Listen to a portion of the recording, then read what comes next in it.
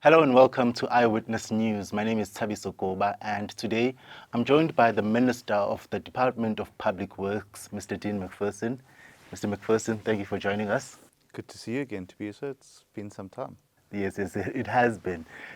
Now, obviously, we're speaking now just a few hours after you released the reports of the 800 million rand oxygen plant tender.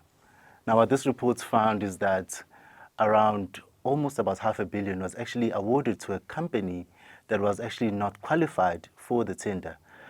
Just speak to us around that tender and sort of the work that you actually put in to actually get to where we are right now. Well, first of all, I think it is alarming that there could be such a monumental failure in governance and adherence to supply chain management policies in the IDT. And that's the most glaring part that jumps out to me. That it was very clear that the company bulking could not have been awarded so much when the CIDB grading, which is done by the Construction Industry Development Board, said that that company is only fit to be awarded projects of 200 million rand or less. And yet they were awarded much more than that, 550 million rand. That they were awarded it without having regulatory approval or a license from SAPRA to do so, because it involves medical equipment.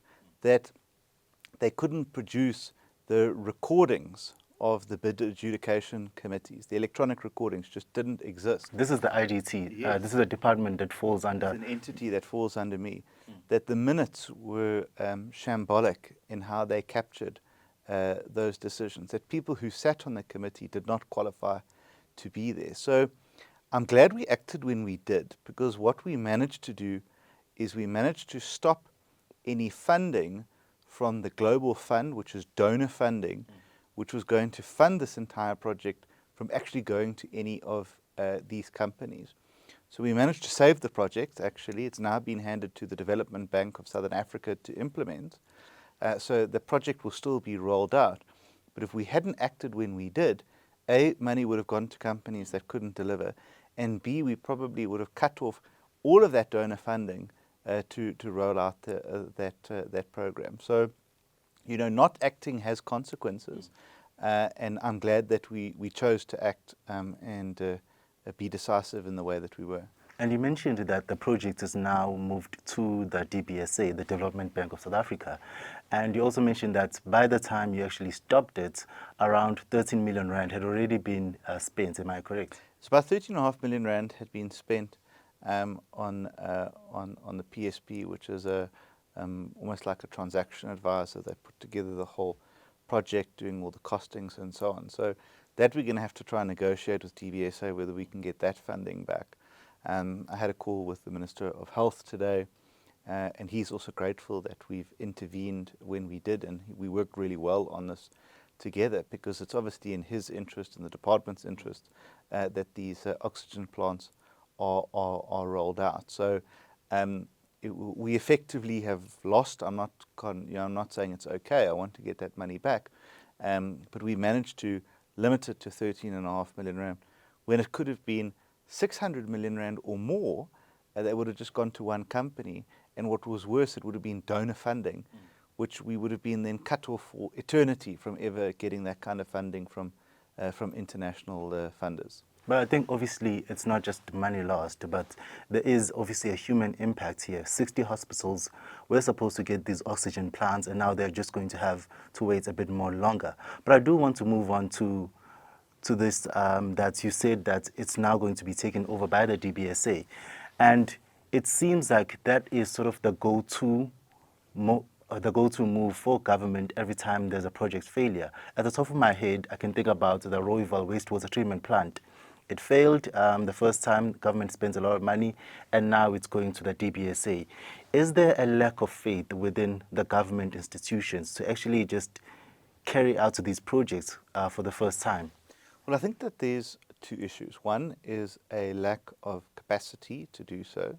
We are working hard to turn that around, to build up our internal capacity. And two is also clearly a problem in adhering to supply chain management processes and making sure that we award tenders to companies that are fit for purpose to deliver those projects. So often, time and again, we see that a company is awarded a tender, they get halfway, and then they move off, or they don't deliver at all.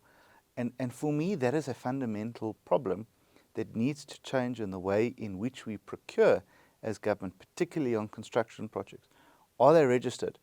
Do they have the correct grading? Do they have the correct expertise? Do they have the correct skills? And do they have a track record of actually delivering? Those are critical questions that you would ask of someone who's going to build your house. But we don't do that. And that's a strange anomaly. So I think that we can turn the situation around. And that's why I'm so committed to getting the IDT right, because I do think that they can deliver quality social infrastructure that's on time and on budget. But we've got to have a department and an entity that sticks to its own regulations and ensures that only people who are qualified and capable of getting those tenders actually do.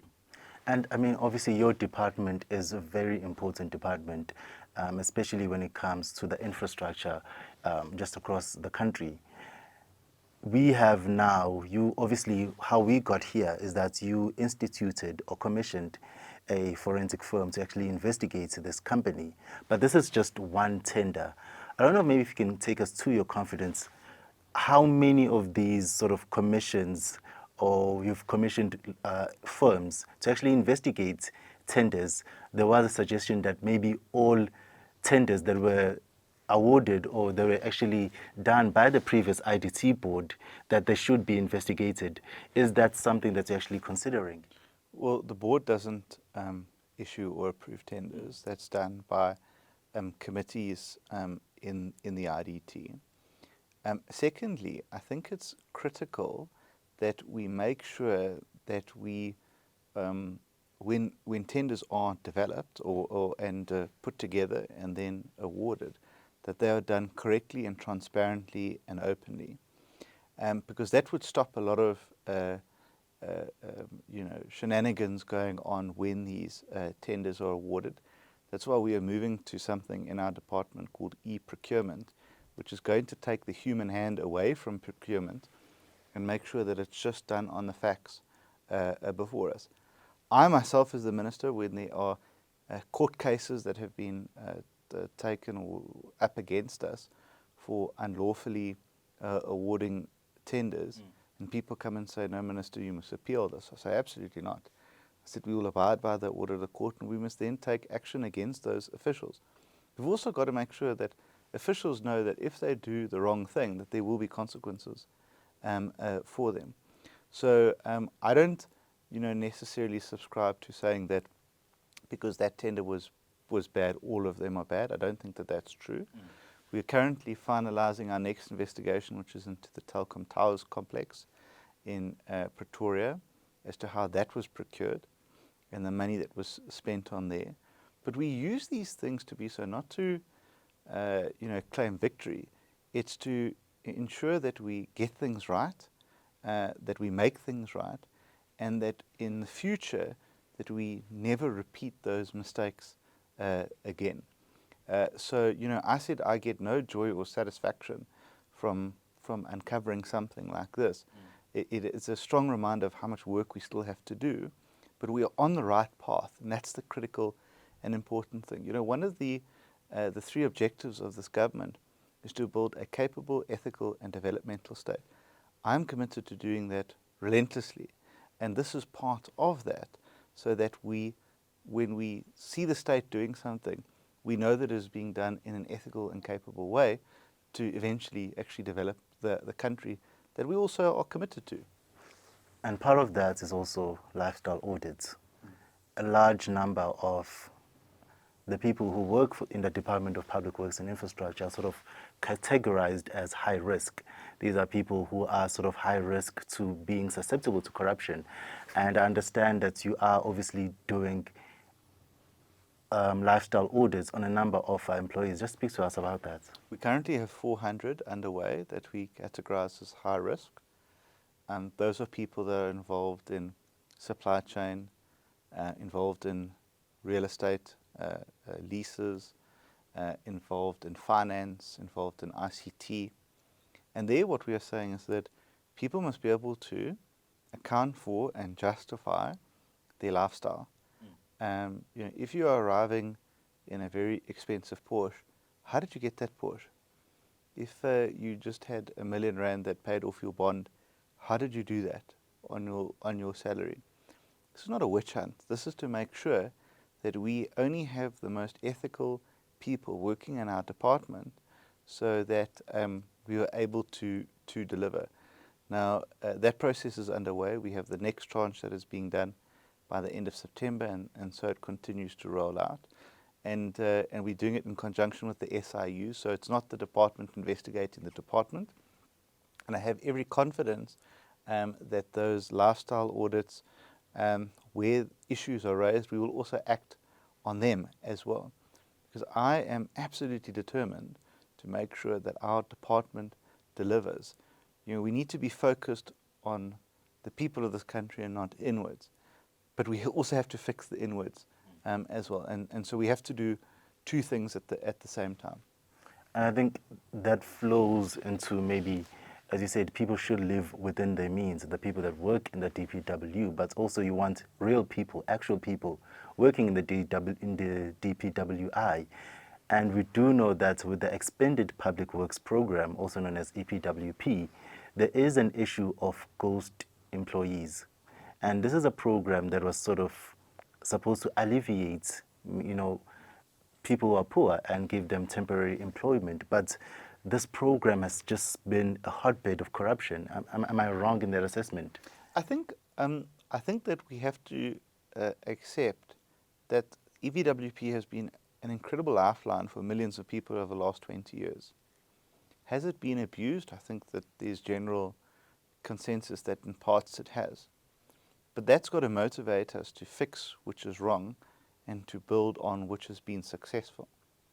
And that's why my view has been that we've got to reposition the program to be sustained for the next 20 years, which includes partnering with the outside parties, private sector, NGOs, so that we can build a pathway to sustainable and long-term skills development and jobs. That's what people are asking for. And that's why I was so angry when I saw that investigation that said in the Machabeng municipality in the Free State that people were earning 30, 40 and 50,000 rand. Because what does that mean? It means it takes away opportunities from people who really need it. And those people are now giving up their opportunity to subsidize people who are no longer in political office or who hold political office.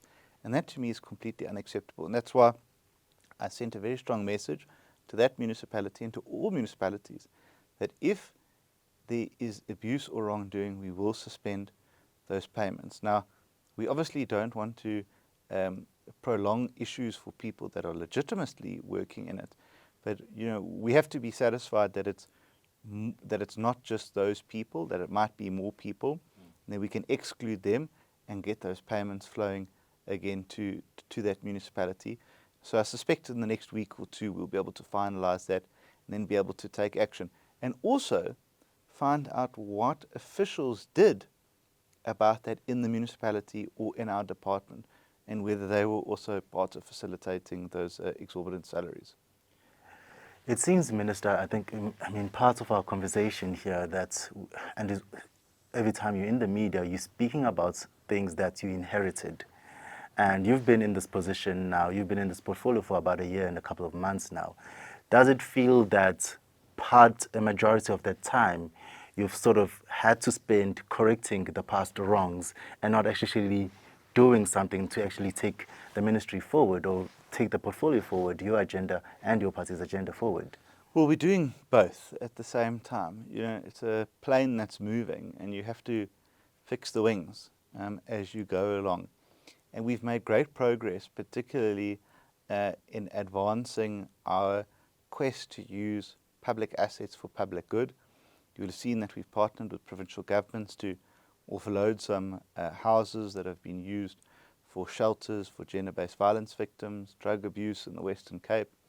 We are also we partnered with the UK government. I had the Chancellor Rachel Reeves here 2 weeks ago, where we announced a partnership between the British government and the Department of Public Works, where they're going to be providing technical expertise and support so that we can package all of these assets that we own, repurpose them, make money out of them that we can then use for public good. So we are steaming ahead on that. We've been doing incredible work with Infrastructure South Africa, particularly looking at local municipalities and supporting them in infrastructure development through our adopted municipality pilot project. In EPWP, we're about to launch 2 pilot projects in KwaZulu-Natal and Limpopo with our partners in Harambee Youth Development to really get people into skills and into jobs. So we're doing both at the same time. I suspect that people only always like to report on sometimes the bad stuff and not the good stuff, but there's good progress that we are making, and I'm really excited about the direction that the department is taken. I said, we tabled a budget of 6.7 billion rand for growth. That's what I see that budget as, to allow us to keep implementing these new programs, this new transparency, and being a driver of growth and jobs. That actually is the destination that we're headed towards. And I think we do have to sort of discuss the political. Obviously, you are a DA member. You're part of South Africa's first ever national coalition. And there was a moment, and I think there's 2 moments in terms of this GNU. The first moment is the budget, when the DA voted against the budget and later took the government to court and obviously won, depending on how you sort of assess that settlement that was reached between the government and the DA. And then there's a second moment when the President Cyril Ramaphosa fired the Deputy Minister of Trade, Andrew Whitfield, who's also a DA member. During those moments, maybe just speak to us, as a DA minister, where was your head as a minister from the DA, looking at how the relationship between the ANC and your party was sort of deteriorating? Where was your head at, and did you think that maybe you might have to say goodbye to this job that you have? So I think that your opening line around this being the first coalition government is important, because there's no history, there's nothing for us to look back onto and learn from. The first GNU, the ANC had an overwhelming majority. Here they don't. And I think that both parties are having to learn about how to relate to one another and with one another. I think there are things that both parties could be doing better, and I think that they need to contemplate how to do that.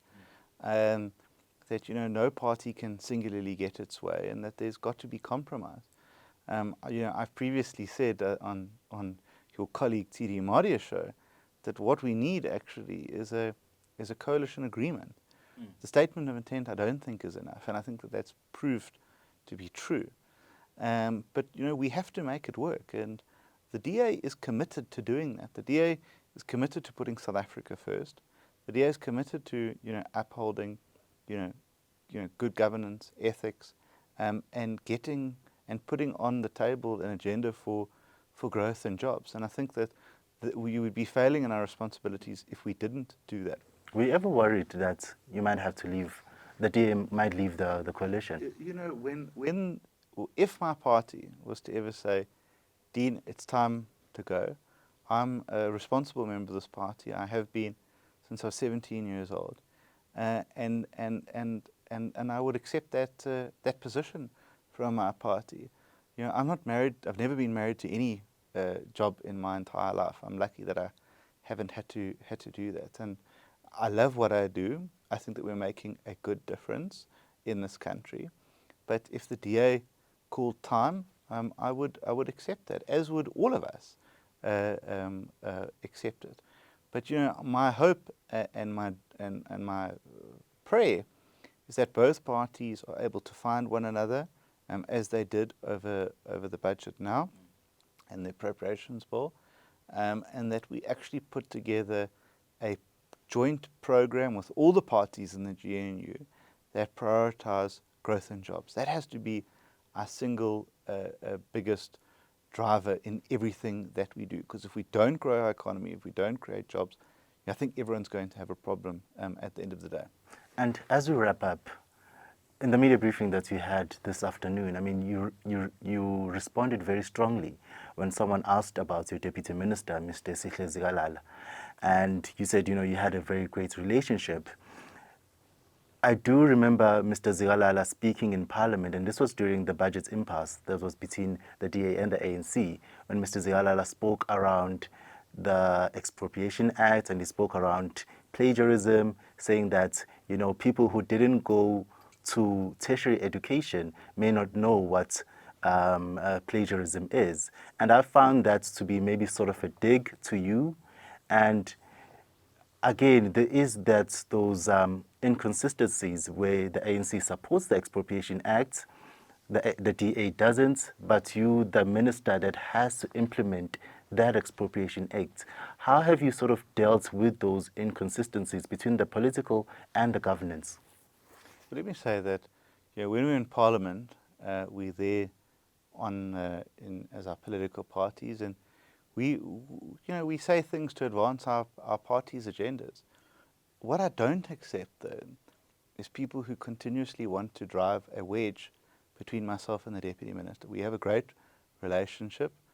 We work well. We were in our Cabinet Committee, and this morning we were presenting jointly there. And I just find it odd, this fascination that people have between myself and him.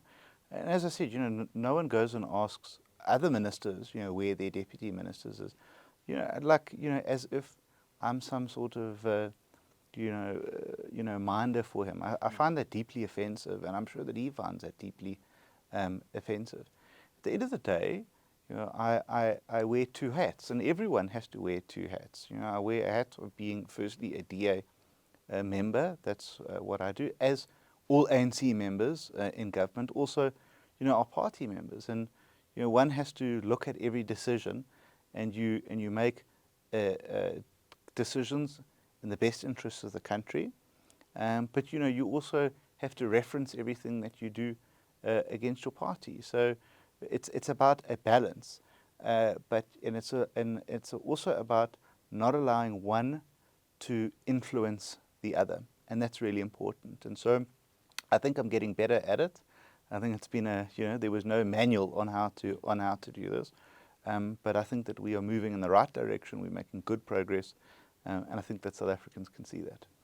Are you prepared to defend the Expropriation Act in court if you have to? Well, I think that one needs to see, all of the papers and see what they say, and I'm also guided by legal advice as well, and that matters before the court, and we'll allow that process to unfold as it needs to. Thank you so much, Mr. Macpherson, for your time. That's Dean Macpherson, the Minister of the Department of Public Works and Infrastructure.